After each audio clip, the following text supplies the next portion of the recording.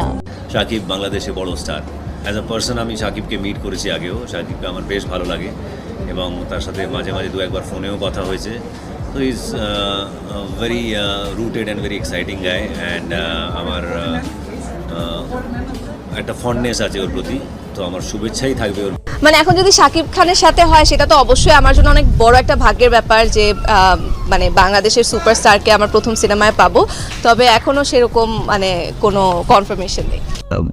Specially in out of India ওনার খুব বড় ফ্যান ফলোইং, খুব ভালো।